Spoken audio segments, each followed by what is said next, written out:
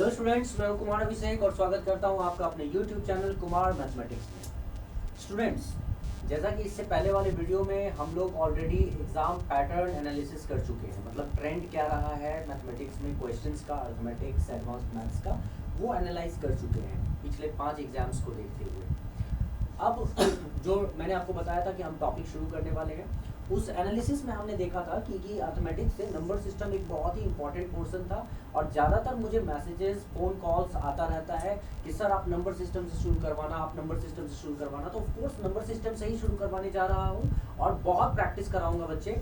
और मैं आपको एक और बात बता देता हूँ, मैं मेरे मतलब कॉन्टैक्ट्स आपको मिल जाएंगे और इसमें जो मेरे जैसे मेरे साथ जुड़ना चाहते हो आप टेलीग्राम के थ्रू मेरे साथ जुड़ सकते हो और मेरा फ़ोन नंबर के साथ मुझे व्हाट्सएप के साथ मेरे साथ जुड़ सकते हो, क्योंकि अगर आपको पीडीएफ चाहिए होगा, प्रैक्टिस सेट्स चाहिए होगा या फिर अगर आगे चल के आपको टेस्ट देना होगा तो हर चीज़ में आपके लिए कंफर्टेबल हो जाएगा। चलिए सबसे पहले अब हम लोग शुरू करते हैं बिना वक्त गवाए हुए नंबर सिस्टम।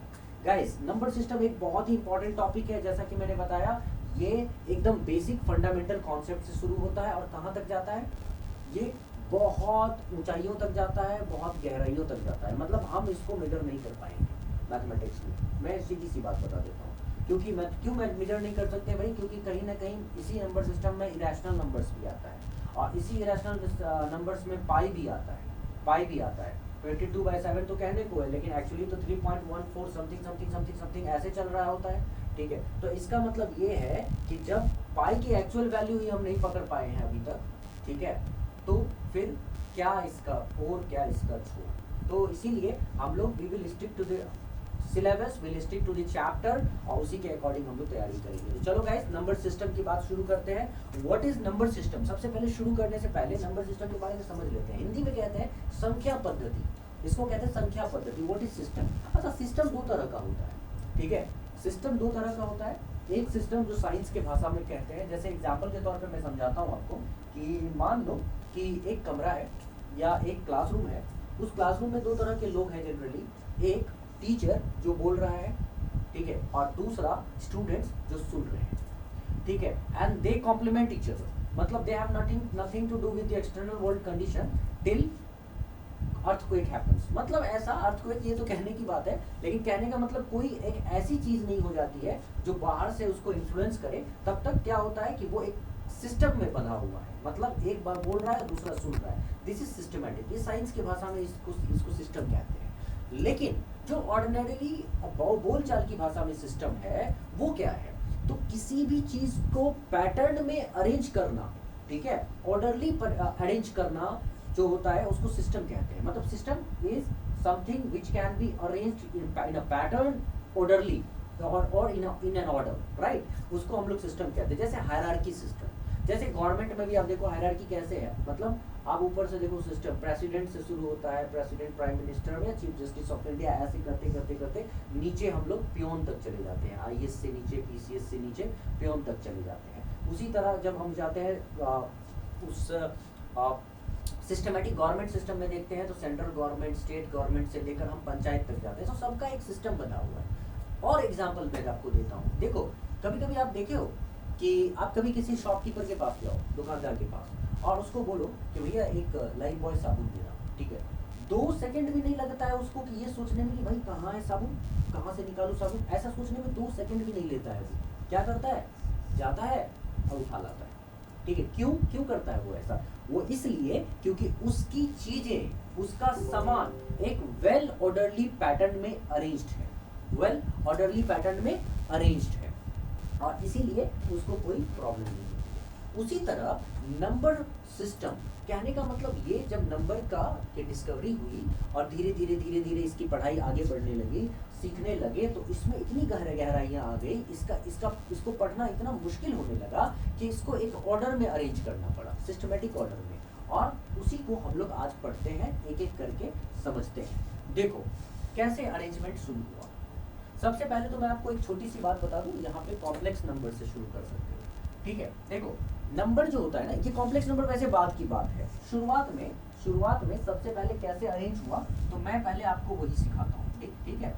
सबसे पहले नंबर्स में जो अरेंजमेंट हुआ, पहले आया नेचुरल नंबर, ठीक है, हिंदी में कहते हैं बच्चे नेचुरल नंबर को प्राकृतिक संख्या। नेचुरल नंबर क्या होता है बच्चे? नेचुरल नंबर सिंपल अगर तरीके से देखें तो natural numbers are those numbers which exist in nature in counting and linguistic framework.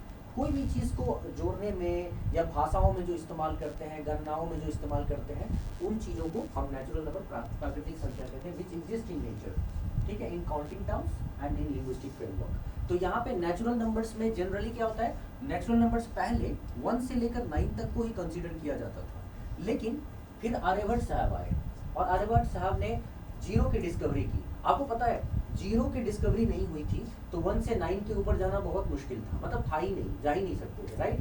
तो जीरो के बगैर ना ये संख्या पूर्ण नहीं थी, ठीक है। फिर आर्यभट्ट साहब आए और उन्होंने आविष्कार किया, उन्होंने डिस्कवरी किया जीरो का, और जीरो के डिस्कवरी के साथ ही अब संख्या हो गई पूर्ण, और इसीलिए जीरो के साथ जो संख्या बनी ना उसको पूर्ण संख्या कहते हैं। और फिर बाद में पश्चिमी देशों ने इसे पूर्ण संख्या को अंग्रेजी में होल नंबर कहना शुरू किया, वैसे इसको पूर्ण संख्या ही कहते हैं। तो जैसे ही जीरो की डिस्कवरी हुई गई तो यहाँ जीरो से लेकर, ठीक है, आगे बढ़ गया होल नंबर का कैटेगरी बना, और होल नंबर का कैटेगरी तो बाद की बात है, लेकिन अब वही संख्या बढ़ता चला गया और यहाँ से 1 से लेकर 9 तक न रह के ये 1 से इंफिनिटी तक भी कंसीडर किया जा सकता है, ठीक है। इसके बाद नेचुरल नंबर्स के बाद आता है, समझते जाना बच्चों, नेचुरल नंबर्स के बाद आता है होल नंबर, ठीक है। होल नंबर, तो अभी होल नंबर की बात कर रहे थे हम लोग, क्या था होल नंबर? 0 से लेकर 9, नॉर्मली 0 से लेकर 9 तक को आप होल नंबर कहते हैं। अब चूंकि आप इसको आगे 10 के आगे लेकर जा रहे हैं तो इन्फिनिटी तक लिख सकते हैं, लेकिन नॉर्मली जैसे 1 to 9 था वहाँ नेचुरल नंबर, उसी तरह 0 आया और 0 से 9 होल नंबर कहलाया। अब मैं आपको एक सिंपल सा सवाल पूछता हूँ, ठीक है, 0 को एक अलग कैटेगरी में क्यों रखा गया? क्योंकि 0 को जैसे होता है ना कि पहले आपको 1 से 9 तक तो पता था, अब आपने 0 की डिस्कवरी कर दी तो आप 0 से 9 तक लिख देते, इसके लिए अलग से 0 to 9 की। तो नॉर्मली क्या होता है कि मैंने जैसा कहा कि natural numbers do exist in nature in counting and linguistic framework, लेकिन 0 ऐसा नहीं होता है। 0 को अलग कैटेगरी में इसलिए लिखना पड़ा क्योंकि काउंटिंग में तो यूज हो सकता था, गणनाओं में तो इसका महत्व था, लेकिन लिंग्विस्टिक भाषाओं में इसका महत्व नहीं रहा। कैसे नहीं रहा? जैसे देखो, मैं कहता हूँ कि हेलो पीटर या hello X, how many pen do you have, तो वो एक्स क्या बोलेगा जवाब में?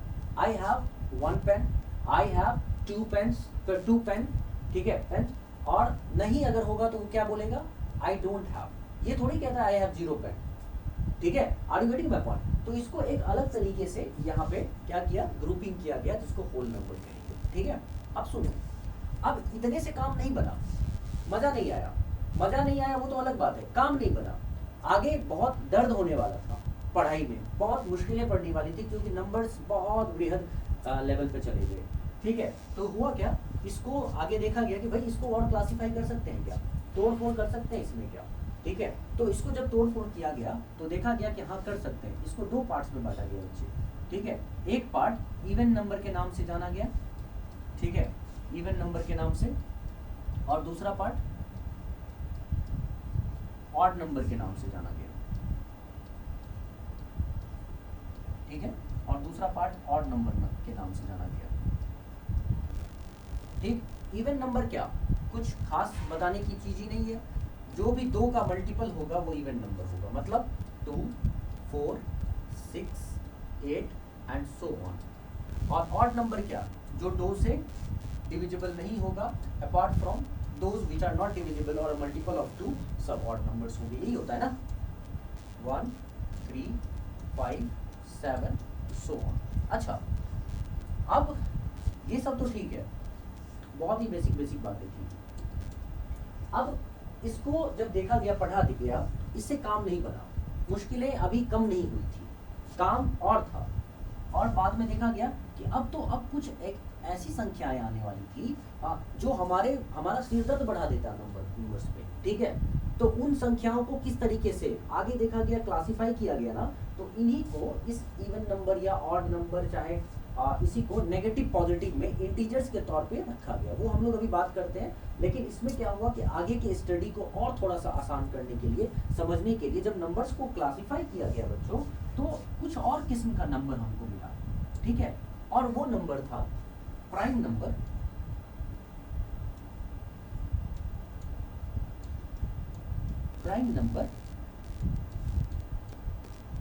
ठीक है। और दूसरा नंबर आ गया composite number,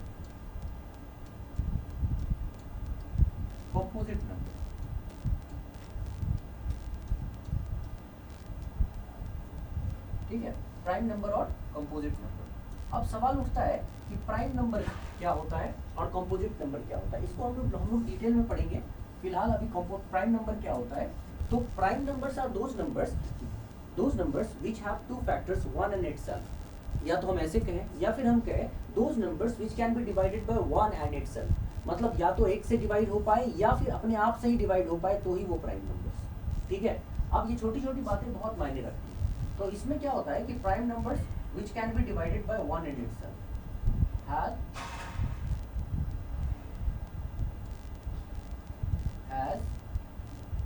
two factors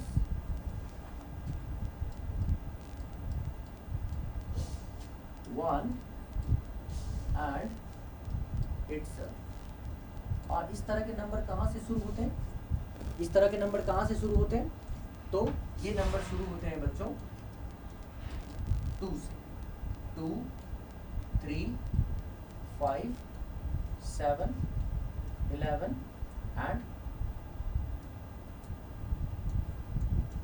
and so on. मात्र 2 एकमात्र ऐसा, मैं थोड़ा सा अच्छे से वो करके लिख देता हूँ, ठीक है। रुक दो।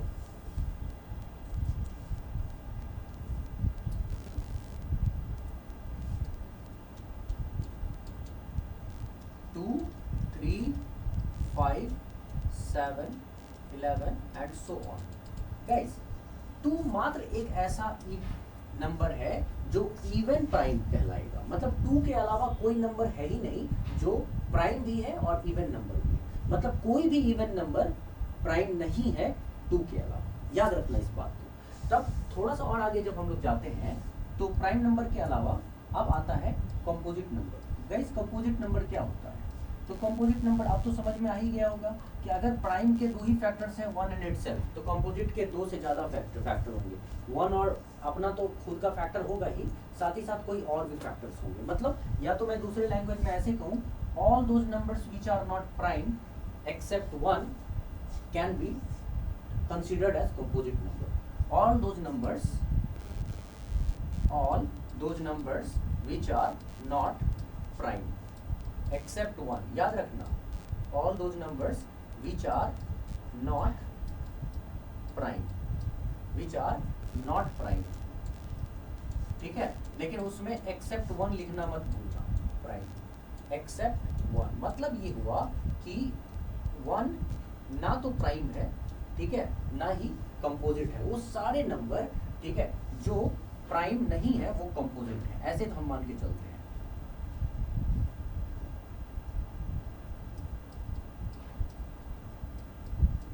ठीक है, जो प्राइम नहीं है वो कंपोजिट है।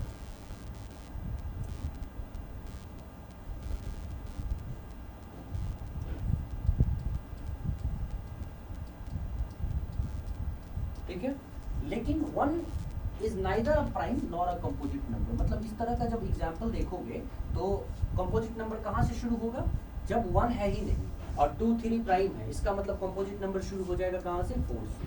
4, 6, 8, 9, 10, 12 इस तरह के जो नंबर्स होंगे वो कंपोजिट नंबर्स होंगे। तो यहाँ पे साइड में अगर थोड़ा सा यहाँ पे लिख दूं तो ये लिख सकता हूँ कि 1 is neither a composite number or neither a prime number. 1 is neither a prime number nor a composite number, I hope समझ में आ गया हो। ठीक है, 1 ना तो प्राइम नंबर है ना ही कंपोजिट नंबर। बात इतने से नहीं बनी, मतलब प्राइम नंबर समझ में आ गया, कंपोजिट नंबर समझ में आ गया। अब प्राइम नंबर पे हम लोग एंटर करेंगे, सीडीएस में किस तरह का क्वेश्चन पूछता है, ये सारी बातें समझेंगे। प्राइम नंबर, फिर प्राइम नंबर के अंदर अगर और घुसेंगे तो को प्राइम नंबर्स, ये सारी चीजें करने वाले हैं, बट अभी पहले बेसिक बातें सीख लेते हैं। ठीक, प्राइम नंबर और कंपोजिट नंबर को समझ लिया, इससे काम नहीं बना, तो पता चला एक और नया किस्म का मतलब नंबर देखने को मिला, और जिसको हम लोग रैशनल और इरेशनल के नाम से जानते हैं। ठीक है, तो जब मैंने रैशनल नंबर्स यहाँ पे देखा कि रैशनल नंबर्स क्या है भाई, रैशनल नंबर्स तो एनी नंबर्स जो विच can be represented in p by q forms. मतलब अगर मैं रैशनल नंबर्स की बात करूं तो वो नंबर्स जिसको p by q के फॉर्म्स में रिप्रेजेंट कर सकते हैं। रैशनल नंबर्स क्या है, any numbers which can be represented in p by q form. अच्छा, p by q फॉर्म, लेकिन इसमें क्या होता है, q should not be equal to 0, q 0 के इक्वल नहीं होगा। तो ऐसे नंबर के एग्जांपल्स तो बहुत सारे हैं, बहुत सारे एग्जांपल्स हैं, जैसे तुम 3/4 लिख लो, ठीक है, तुम 7/9 लिख लो। अच्छा, कभी कभी तुम बड़े नंबर को भी ऊपर ज़्यादा लिख लो, छोटे नंबर को कम लिख लो। और अगर मैं कहूँ तुमसे 3 है रैशनल नंबर, हाँ बिल्कुल है, क्यों, क्योंकि 3 के नीचे कुछ भी नहीं है तो 1 है। तो इस तरह के कोई भी नंबर रियल नंबर रैशनल कहलाएगा, ठीक है, 0 नहीं होना चाहिए नीचे बस। अब चलते हैं, मतलब जिसको p by q के फॉर्म में आपने कन्वर्ट कर दिया वो रैशनल। अब इसके अलावा जब हम आगे बढ़ते हैं बच्चे, तो ये हो जाता है इरेशनल। ठीक है, इरेशनल नंबर्स।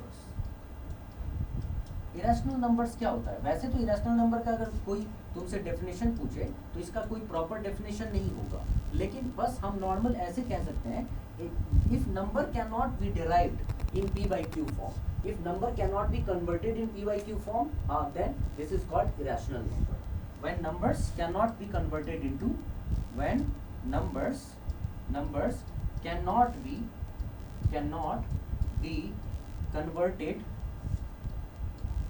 converted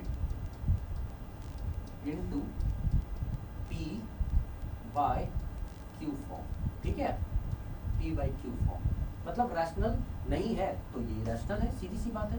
ठीक है, तो p by q फॉर्म, तो इस तरह के जो नंबर्स होंगे वो इरेशनल कहलाएंगे। और इसी में एग्जांपल्स तुमको क्या होगा इसका, जनरली √2 + 1 √3, मतलब ऐसे नंबर्स जिसको p by q के फॉर्म में कन्वर्ट नहीं कर सकते हैं। अब देखो, इसी के साथ साथ पाई भी होगा, ठीक है, पाई यहाँ पे 3.14 डैश डैश डैश डैश, ठीक है, इस तरह से तुम कुछ भी लिख सकते हो इरेशनल नंबर्स में। ठीक है बच्चों, ठीक है। अब देखो, ये तो हो गई इरेशनल नंबर। तुमने देखा ना, सबसे पहले हम लोगों ने जो ये किया यहाँ पे, पहली चीज तो ये कि अरेंज करना शुरू किया नेचुरल नंबर्स, मतलब पहले नंबर्स समझा, उसके बाद नंबर्स को whole numbers, even numbers, odd numbers, ठीक है, फिर हमने यहाँ पे इसको प्राइम नंबर, कंपोजिट नंबर, फिर हम और थोड़ा सा आगे बढ़ गए तो रैशनल नंबर, इरेशनल नंबर, इन सबको जो एक तरह से समराइज करके लिखा, इनको जो एक सिस्टमैटिक पैटर्न में, इसको एक ऑर्डरली पैटर्न में हमने अरेंज किया ना नंबर्स को, इसी नंबर्स के ऑर्डरली अरेंजमेंट को हम नंबर सिस्टम कहते हैं। कि पूरा का पूरा जब हम एक साथ समराइज करते हैं और इसी के ऑर्डरली अरेंजमेंट को जब हम पढ़ते हैं, इसको हम लोग नंबर सिस्टम कहते हैं। ठीक है, तो जब मैं इन सभी को अरेंज करूं, natural numbers, whole numbers, prime number, even numbers, odd numbers, prime numbers, composite numbers, rational numbers, irrational numbers, इन सबको जब एक साथ समराइज करोगे तो वो सभी क्या कहलाता है, इरेशनल नंबर्स। मतलब नेचुरल, होल, उसे कहते हैं real numbers. Natural, whole, even number, odd number, prime number,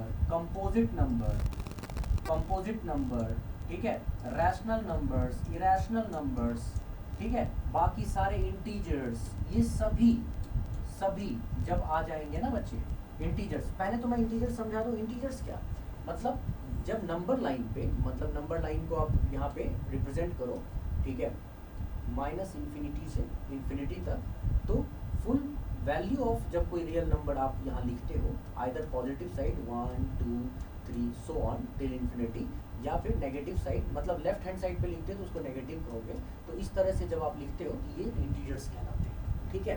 अब यहाँ पे इन सभी को, चाहे वो नेचुरल हो, होल हो, इवन हो, ऑड हो, प्राइम हो, कंपोजिट हो, रैशनल हो, इरेशनल हो, इंटीजर्स हो, ये सब नंबर जब एक साथ मिल जाएगा ना बच्चे, सब, तो ये सब रियल नंबर्स कहलाएगा। क्या कहलाएगा?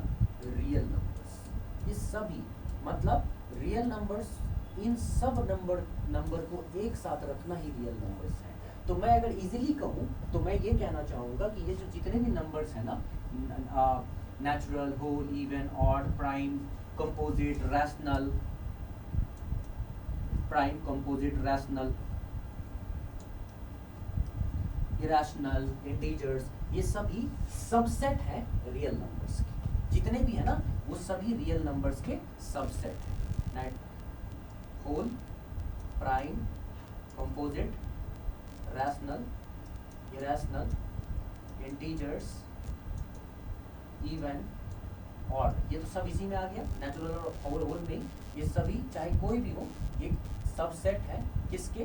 Real number. रियल नंबर के सबसेट है, याद रखना। मतलब सारे के सारे रियल नंबर के अंदर ही आते हैं।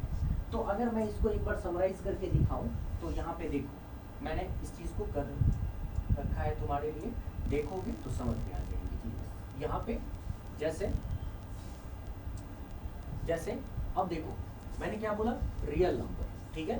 वो रियल नंबर्स हैं कौन कौन से? Natural, whole, composite, prime, rational, irrational, integers, उसी के अंदर नेचुरल नंबर्स के अंदर इवन, ऑड, ये सभी, ठीक है, रियल है। तो यहाँ पे जब मैं इस चीज को देखता हूँ तो मैं क्या देख पा रहा हूँ कि प्राइम नंबर्स में ये प्राइम नहीं, कॉम्प्लेक्स नंबर्स में, मतलब ओवरऑल कॉम्प्लेक्स नंबर एक कैटेगरी है नंबर का। तो इस कॉम्प्लेक्स नंबर को जब हम दो पार्ट्स में तोड़ते हैं, मतलब कॉम्प्लेक्स नंबर क्या होता है बच्चे? ऐसे लिखते हैं कॉम्प्लेक्स नंबर को, इसको जेड से रिप्रेजेंट करते हैं, और ये जेड हो जाता है यहाँ पे क्या होता है? जेड एक्स प्लस आई वाई, एक्स प्लस आई वाई, जहाँ पे एक्स है आपको प्योरली रियल पार्ट है, ठीक है, एक्स को प्योरली रियल पार्ट कहते हैं। और ये होता है, ये कहलाता है आयोटा, आयोटा होता है इमेजिनरी, ठीक है। तो ये जो आयोटा का जो y है ये प्योरली इमेजिनरी पार्ट कहलाता है, इमेजिनरी नंबर्स। मेरी बात को समझना कि z होता है x प्लस आई वाई, ठीक है। कई जगहों पे z equal to a plus i b भी लिखते हैं, ठीक है, a प्लस आई बी। तो यहाँ पे a जो होता है वो प्योरली रियल है, ठीक है, प्योरली रियल, और ये जो b है आयोटा से रिलेटेड वो प्योरली इमेजिनरी है। तो मतलब x प्लस आई वाई भी देख सकते हो, और a प्लस आई बी देख सकते हो।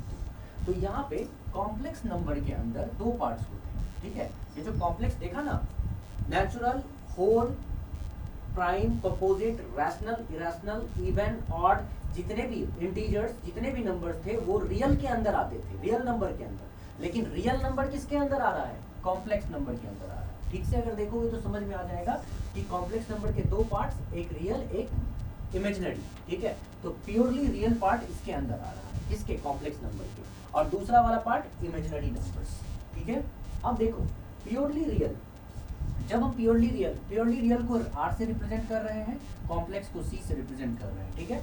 तो प्योरली रियल की जब हम बात करेंगे तो यहाँ पे रैशनल नंबर्स, प्योरली रियल में देखो तो बच्चे क्या सब है?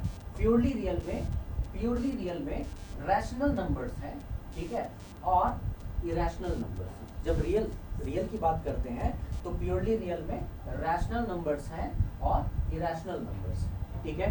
तो रैशनल क्या है अभी हम लोगों ने डिस्कस कर लिया, इरेशनल क्या है हमने डिस्कस किया, और इसको अब एक्सप्लेन करके मैं आगे बताऊंगा, ठीक है। अब देखो रैशनल नंबर्स को जब हम तोड़ते हैं तो रैशनल नंबर दो पार्ट में टूटता है।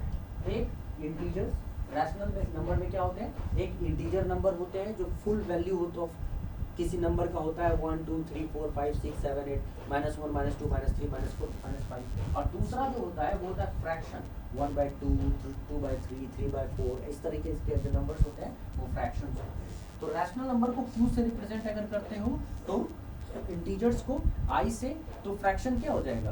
तो Q मतलब रैशनल नंबर दो ही चीज से बनता है, इंटीजर से और फ्रैक्शन से। तो ऑफ कोर्स रैशनल नंबर का एक पार्ट अगर इंटीजर हुआ तो दूसरा पार्ट फ्रैक्शन हुआ, तो फ्रैक्शन क्या? Q - I, जितना भी बचा जितने भी रैशनल नंबर में से जितने भी इंटीजर निकालोगे सारे फ्रैक्शंस बच जाएंगे, ठीक है। बाकी जो तुम देख रहे हो यहाँ पे वो इरेशनल नंबर्स हैं, मतलब सारे रियल नंबर्स में से तुम यहाँ पे रैशनल हटा दो, जो बचा वो इरेशनल नंबर्स हैं, ठीक। उसके अलावा आगे चलो तो उसी में जब हम इंटीजर्स की बात यहाँ पे देख रहे हो ना, यहाँ लास्ट में हम लोग इंटीजर्स को देख रहे थे, ये था इंटीजर। जब हम थोड़ा अब आगे बढ़ते हैं तो इंटीजर्स में जिसको तुम आई से रिप्रेजेंट कर रहे हो उसको 3 पार्ट में बांट रहे हैं।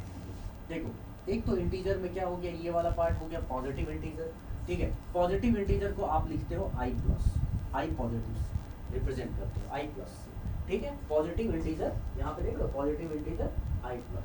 उसके बाद जब आप पॉजिटिव इंटीजर लेते हो तो इसी में आगे बढ़ते हो तो इसका दूसरा पार्ट होल नंबर कहलाता है, डब्ल्यू से रिप्रेजेंट कर रहे हैं तो होल नंबर, ठीक है। तो होल नंबर 2 पार्ट्स में होता है, ठीक है।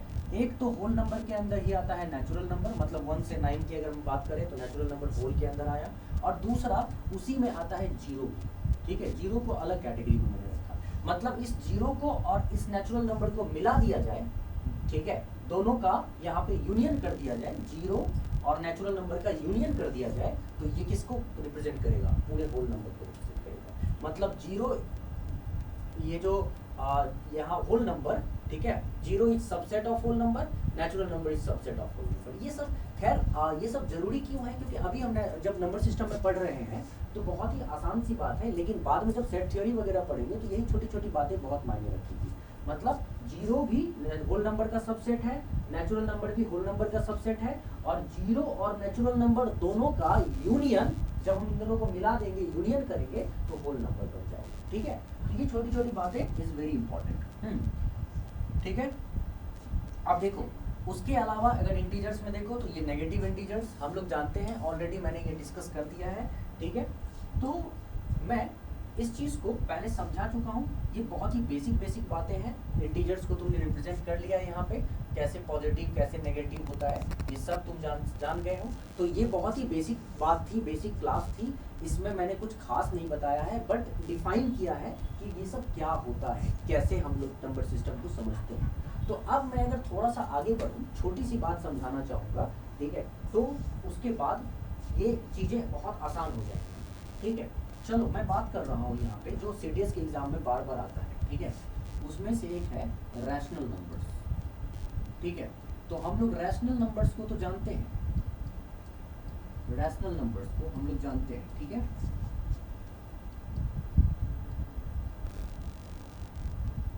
क्या पी बाई क्यू के फॉर्म में जो रिप्रेजेंट होगा, ठीक है। अगर छोटी सी चीज में कर दूं, आई आर और आर डाल दूं, ठीक है, क्या बन गया ये बन गया इरेशनल नंबर्स। मतलब अब तुमको रैशनल और इरेशनल के बीच का फर्क समझना है, क्योंकि एग्जाम में ये क्वेश्चंस कई बार आ चुका है। मैं अभी यहाँ पे 2 पार्ट्स में लिख रहा हूँ वैल्यूज को। जैसे एक पार्ट में लिख रहा हूँ यहाँ पे 3.14 2 4 3 2 5 9 7 so on till infinity, ठीक है, so on till, थोड़ा सा साफ करके लिख देता हूँ, ठीक है। तो यहाँ पे टिल इन्फिनिटी, मान लो अगर मैं यहाँ पे लिखता चला जाता हूँ, ठीक है, इन्फिनिटी तक। तो ये जो नंबर है गाइस, इस नंबर को हम लोग क्या कहते हैं, इसको हम लोग कहते हैं नॉन टर्मिनेटिंग, मतलब कहीं नहीं रुकने वाला, non terminating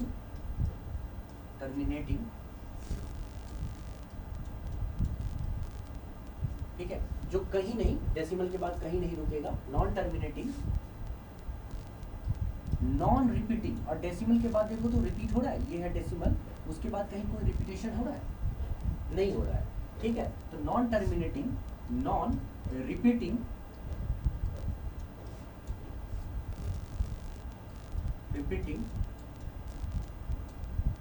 decimal numbers, decimal number, ठीक है। ये वाला जो नंबर है repeating, non terminating, non repeating decimal number, ये एक तरह का नंबर है, ठीक है।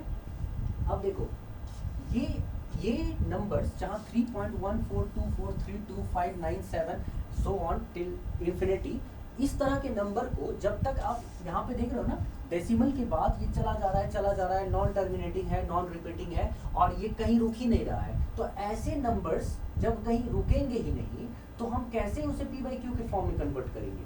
हम कर ही नहीं सकते हैं उनको पी बाई क्यू के फॉर्म में कन्वर्ट, और जब पी बाई क्यू के फॉर्म में कन्वर्ट नहीं हो सकते हैं तो ऐसे ही नंबर्स बच्चे इरेशनल नंबर्स कहलाते हैं। ठीक है, हमेशा याद रखने वाली बात क्या है, सीडीएस के एग्जाम में साफ साफ पूछा गया है which are rational which are irrational. तो यहाँ पे ठीक से पढ़ लीजिए क्या लिखा हुआ है, non terminating non repeating decimal numbers, मतलब कहीं भी कोई डिजिट रिपीट हो रहा है 1 4 2 4 सारे डिजिट्स अलग अलग, और कहीं रुक रहा है नहीं रुक रहा है, तो इस तरह के नंबर इरेशनल होते हैं। क्यों? क्योंकि पी बाई क्यू के फॉर्म में कन्वर्ट नहीं हो सकते। लेकिन ठीक इसके ऑपोजिट एक नंबर ऐसा होता है जैसे जिसको हम रिकरिंग नंबर्स कहते हैं। कैसे रिकरिंग नंबर्स कौन कौन सा होता है, कैसा होता है? तो जैसे मान लो कि मैंने लिखा 3.14 और इस पे बार दे दिया, चलो इससे भी पहले आसान एक लिख लेते हैं। ठीक है, 3.4 और मैंने इसके ऊपर रिकरिंग वैल्यू डाल दिया 3.4, इस पे बार डाल दिया। ठीक है, ये क्या मतलब हुआ बच्चे इसका? इसका मतलब हुआ 3.4444 and so on till infinity, ये भी इंफिनिटी तक जाएगा। ठीक है, तो इस तरह के नंबर क्या कहलाएंगे? इस तरह का नंबर कहलाता है रिपीटिंग, चूंकि डेसिमल के बाद इसके डिजिट्स रिपीट हो रहे हैं, डेसिमल के बाद इसके डिजिट्स रिपीट हो रहे हैं, इसीलिए इनको कहेंगे रिपीटिंग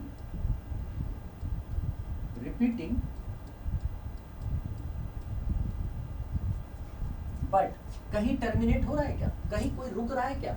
ये भी कहीं नहीं रुक रहा है, तो रिपीटिंग नॉन टर्मिनेटिंग, इसको उल्टा भी बोल सकते हैं, ऐसा कोई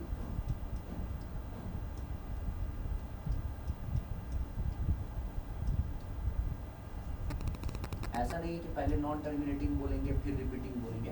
तो repeating non terminating decimal numbers. अब ये जो नंबर है ना बच्चे, ये कौन क्या है? ये रैशनल है कि इरेशनल है? Decimal numbers. ठीक है, तो इस तरह का जो क्वेश्चन है कई बार एग्जाम्स में आया है, सीडीएस में भी आया है, और सीजीएल में कंबाइंड ग्रेजुएट लेवल एग्जाम में, एसएससी में तो आता ही रहा है, पहले कैट वगैरह में आता था। तो इस तरह का नंबर ये क्या है? ये रैशनल है कि ये इरेशनल है? हमारा सवाल ये उठता है, ये रैशनल है, ठीक है, कि ये इरेशनल है? अगर रैशनल है, ठीक है, तो इसको पी बाई क्यू के फॉर्म में कन्वर्ट करके क्या आएगा, और इरेशनल है तब तो कोई बात ही नहीं, ये तो पी बाई क्यू के फॉर्म में कन्वर्ट होगा ही नहीं। तो हमें सबसे पहले ये देखना है कि इस नंबर को चेक करेंगे कि ये रिपीटिंग और नॉन टर्मिनेटिंग डेसिमल नंबर्स ये रैशनल होते हैं कि इरेशनल होते हैं। आओ जरा चेक करते हैं, ठीक है। मैंने 3.4 बार लिखा, 3.4 बार, और इसको मैंने ऐसे रिप्रेजेंट किया 3.444 सो ऑन टिल इंफिनिटी। ठीक है, अब अगर ये रैशनल नंबर होगा तो पी बाई क्यू के फॉर्म में आ जाएगा। तो मैं देखता हूं कि ये पी बाई क्यू के फॉर्म में इसका वैल्यू x है, मतलब अगर ये रैशनल है तो ये x है, x अपने आप x की जो वैल्यू आएगी वही पी बाई क्यू के फॉर्म में रिप्रेजेंट होगा। तो मैंने माना कि x है, तो x इक्वल टू समथिंग लिखोगे तो ये फर्स्ट इक्वेशन के इक्वल हुआ। ठीक है, मैंने क्या किया बच्चों, इस फर्स्ट इक्वेशन में 10 से मल्टीप्लाई किया। ध्यान से देखना, इस फर्स्ट इक्वेशन में मैंने 10 से मल्टीप्लाई किया, और जब मैंने इसमें 10 से मल्टीप्लाई किया तो आप देखो तो क्या हो गया, ये बन गया आपको 10x, ठीक है, और ये वाला जो वैल्यू है 10x बन गया, थोड़ा सा अच्छे से लिख दो, और ये वाला जो डेसिमल है वो आगे की ओर शिफ्ट हो गया, तो ये बन गया 34.4444 so on till infinity, second number. ठीक है, मतलब सेकेंड इक्वेशन, दो इक्वेशन बना। फिर मैंने क्या किया, दूसरे इक्वेशन में से मैंने पहले इक्वेशन को माइनस कर दिया। तो जब मैं ऐसा करूंगा बच्चों तो देखो तो 10x इक्वल टू 34.4444 4 इंफिनिटी, ठीक है। और x आएगा यहाँ पे इक्वल टू 3 पॉइंट, देखो 4 के सामने 4 ही पड़ गया, हमेशा सारे 4 एक दूसरे के सामने आ जाएंगे, और इंफिनिटी। अब मुझे फर्क नहीं पड़ता है कि ये 10x में से x माइनस करके 9x रखता हूँ। अब मुझे ये फर्क नहीं पड़ता है कि डेसिमल के सामने सभी 4 के सामने 4 ही है। तो मान लो कहीं इंफिनिटी में, कहीं दूर सुदूर कहीं पे 4 में से 4 माइनस हो रहा होगा, तो हमेशा तो 0 ही आ रहा होगा। कहीं भी रख दो इसको इंफिनिटी में, आ तो 0 ही रहा होगा। तो इसका मतलब ये हुआ कि डेसिमल से पहले वाला जो वैल्यू है ना, ये सब 0 ही आ रहा होगा। तो हमें मतलब नहीं है इधर वाले वैल्यू से, हमें मतलब है इधर वाले वैल्यू से। 34 में ये 3 माइनस करूंगा तो मुझे मिलेगा 31, और इसीलिए x की वैल्यू मुझे क्या मिल गई बच्चे, ये मिल गई 31/9। और मैंने क्या देखा, x की वैल्यू मुझे मिल गई, ये सब तो हटाओ, 31/9। तो ये है हमारा रैशनल नंबर। मतलब ये जो 3.4 बार था ना, ये एक रैशनल नंबर था, और इस रैशनल नंबर की क्या वैल्यू थी बच्चे, 31/9। ठीक है। तो अभी बस बेसिक बात थी समझने के लिए, इसीलिए बस समझाया है मैंने कि ये कैसे होता है। आगे मैं इसको और अच्छे से पढ़ाऊंगा, मतलब बढ़िया तरीके से सिखाऊंगा कि क्या है ये, क्यों है ये, कैसे हम लोग समझते हैं, ठीक है, और इसको कैसे शॉर्ट ट्रिक्स में बदलते हैं। जैसे ये 3.4 बार है बच्चे, ठीक है, 3.4 बार है। अब मुझे इसको ट्रिक्स में बदलना है, तो मैं इतना थोड़ी लिखने जाऊंगा, 31/9 बनाना है तो इतना, ये सब कुछ करने गया तब तो हो गया काम हमारा। तो हम क्या करेंगे, इसको आराम से 34, मतलब मैं इसको 34 कंसिडर करूंगा, ठीक है। और डेसिमल के जस्ट बाद देखो, अगर मैं इसको 34 को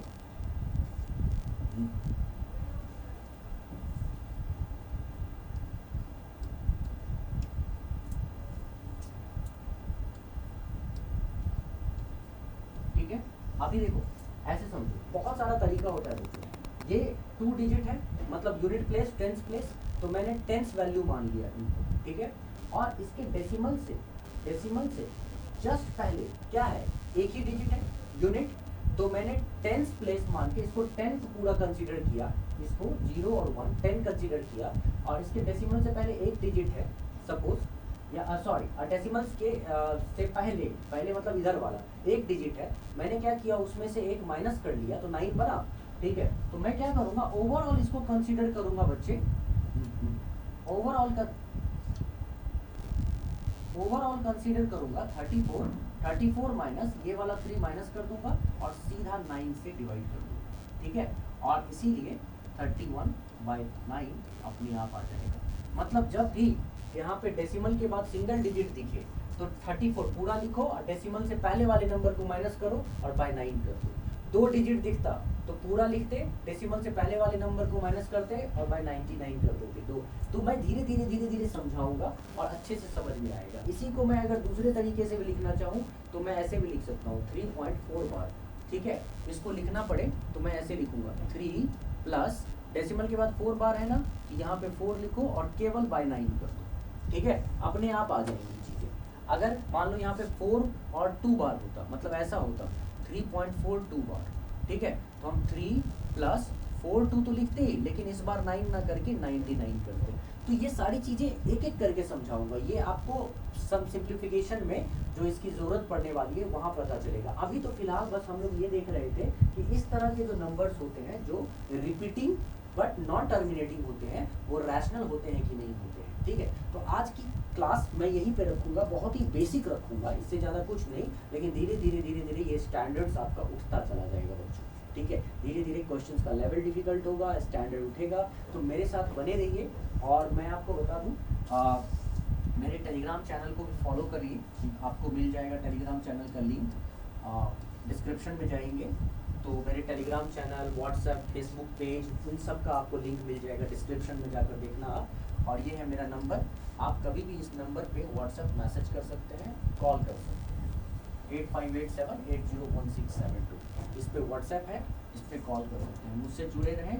आगे जो पढ़ाई करेंगे वो तो करेंगे ही, साथ ही साथ टेस्ट आपको टेस्ट प्रिपरेशन करना है, टेस्ट देना है, और साथ ही साथ डिस्कशन सेशंस भी होगा, और आपको देखना है कि आप कितने पानी में, ठीक है। और तैयारी एक एक करके आपको एक स्टेप बाय स्टेप करनी है। चलो गाइस, आज के लिए अब रहने देते हैं। Thank you so much. मिलते हैं नेक्स्ट क्लास में इसके आगे नए टॉपिक्स और नई चीज़ें, नए कॉन्सेप्ट्स के साथ। Bye, see you and take care.